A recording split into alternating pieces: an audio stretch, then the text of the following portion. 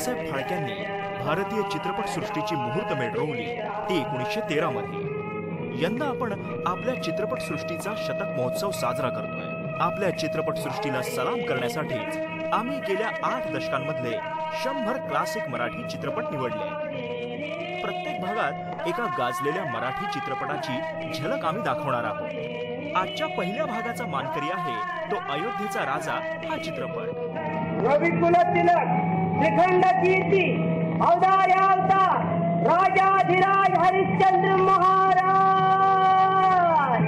सकल सौभाग्य संपन्न पति पद परायण देवी श्री तारामती राणी सरकार। भारताचा पहिला बोलपट आलमारा 1932 मध्ये प्रदर्शित झाला। विशेष म्हणजे त्याच वर्षी हा पहिला मराठी बोलपटही प्रदर्शित झाला। प्रभात फिल्म कंपनीची तुतारी या चित्रपटात पहिल्यांदा प्रेक्षकांना ऐकायला मिळाली। व्ही शांताराम या श्रेष्ठ दिग्दर्शकाचं दिग्दर्शनारूपीचं पहिलंच नाणं खणखणीत निघालं। एका दर्जेदार चित्रपटासाठी लागणारं सगळं काही या चित्रपटात होतं। कारुण्य, वीररस, त्याग, विलन्सची कुटील कारस्थानं, संगीत, अगदी सगळं काही होतं।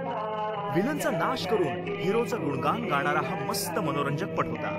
राजा हरिश्चंद्र, राणी तारामती आणि युवराज रोहिदासाची गोष्ट यात पाहायला मिळते। सत्व आणि सत्याचं पालन करणारा राजा हरिश्चंद्र किती श्रेष्ठ होता हे या चित्रपटातून पाहायला मिळतं। गोविंदराव टेंबे, दुर्गा खोटे यांचा अभिनय सदैव स्मरणात राहणारा। Thanks to Prabhat film company आणि व्ही शांताराम।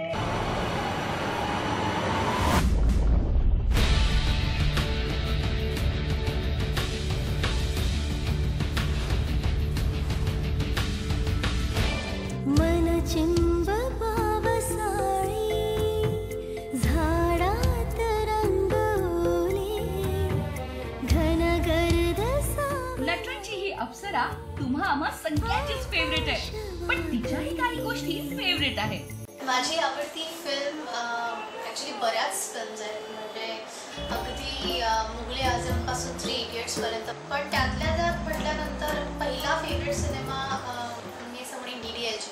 माझं आवडतं गाणं, बापरे केवढी गाणी आहेत, म्हणजे मला असं वाटतं की संगीत, म्युझिक हा आपल्या आयुष्यातला खूप महत्त्वाचा भाग आहे। कळत नकळत आपण गाणी या आयुष्यात इतकी जवळची असतात। आपण उदास असतो तेव्हा आपण गाणी ऐकतो, खुश असतो तेव्हा गाणी ऐकतो। पण जरा मी थोडीशी पर्सनल होईल इकडे, कारण मी मराठीतलं माझं एक गाणं फेवरेट तुम्हाला सांगेन, ते आहे अप्सरा आली।